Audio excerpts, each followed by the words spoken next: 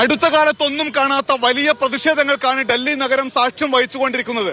ഇവിടെ ITOയിൽ രാവിലെ 10:30 മണി മുതൽ തുടർച്ചയായി പ്രതിഷേധം സമരം നടന്നുകൊണ്ടിരിക്കുന്നു. ഇവിടെ നിന്ന് ഏതാണ്ട് 400 മീറ്റർ അപ്പുറത്താണ് ആം ആദ്മി പാർട്ടിയുടെ ആസ്ഥാനം. പാർട്ടി ആസ്ഥാനത്ത് നിന്ന് രാവിലെ കുറച്ച് പ്രവർത്തകർ മുദ്രാവാക്യം വിളികളുമായി പുറത്തേക്കിറങ്ങി. അവർ നടന്നു പോകുന്നതിനിടയിലാണ് മന്ത്രി അതിഷിയും ഒപ്പം തന്നെ സൗരവ് ഭരദ്വാജും പ്രതിഷേധത്തോടൊപ്പം ചേർന്നത്. ഇരുവരും മുദ്രാവാക്യം വിളിച്ച് ബാരിക്കേഡുകൾ മറികടന്ന് ഇവിടേക്ക് വരികയായിരുന്നു. ഇവിടെ ITO എന്ന് പറയുന്നത് ഡൽഹി നഗരത്തിലെ ഏറ്റവും പ്രധാനപ്പെട്ട ഒരു ജംഗ്ഷനാണ്. ഈ ജംഗ്ഷൻ ഉപരോധിച്ചുകൊണ്ട് റോഡിൽ കുത്തിയിരുന്ന് മുദ്രാവാക്യം വിളിച്ചു പ്രവർത്തകർ. ഏതാണ്ട് ഒരു 10 മിനിറ്റ് കഴിയുമ്പോഴത്തേക്ക് തന്നെ ഡൽഹി പോലീസും റാപ്പിഡ് ആക്ഷൻ ഫോഴ്സും ഒപ്പം തന്നെ അർദ്ധസൈനിക വിഭാഗവും എല്ലാം ചേർന്ന് പ്രവർത്തകരെ കസ്റ്റഡിയിലെടുത്ത് കൊണ്ടുപോകുന്ന കാഴ്ചയായിരുന്നു.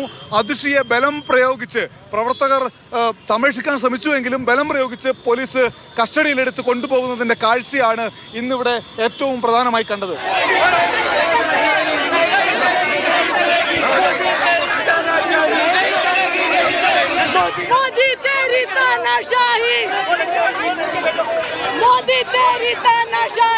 ആം ആദ്മി പാർട്ടിയുടെ ഏറ്റവും പ്രധാനപ്പെട്ട നേതാവിനെയാണ് ED അറസ്റ്റ് ചെയ്തത്. അതുകൊണ്ട് തന്നെ രാജ്യവ്യാപകമായി പ്രതിഷേധിക്കാൻ ആം ആദ്മി പാർട്ടി ആഹ്വാനം ചെയ്തിട്ടുണ്ട്. പക്ഷേ ഡൽഹിയിൽ കഴിഞ്ഞ 12 വർഷക്കാലമായി കെജ്രിവാൾ നടത്തുന്ന ഇടപെടലുകളുണ്ട്, ഭരണത്തിൽ നടത്തിയ ഭരണ നേട്ടങ്ങളുണ്ട്. അതെല്ലാം കൊണ്ട് തന്നെ അദ്ദേഹത്തിന് വലിയ സ്വീകാര്യത ഇവിടെ ഉണ്ട് എന്ന് കൃത്യമായി തന്നെ ആം ആദ്മി പാർട്ടിക്ക് അറിയാം. അതുകൊണ്ട് ഡൽഹിയിലാകെ പ്രതിഷേധത്തിന് വലിയ ആഹ്വാനമുണ്ട്.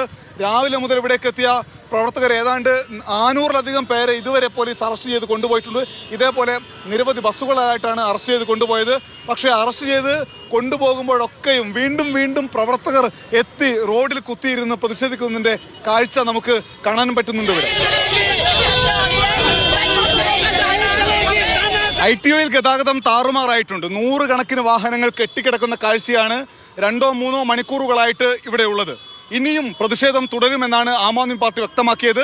BJP ആസ്ഥാനത്തേക്കും പ്രതിഷേധവുമായി എത്തുമെന്ന് ആം ആദ്മി പാർട്ടി പറയുന്നുണ്ട്. മന്ത്രിമാർ തന്നെ പ്രതിഷേധത്തിന് നേതൃത്വം നൽകുകയും ചെയ്യും.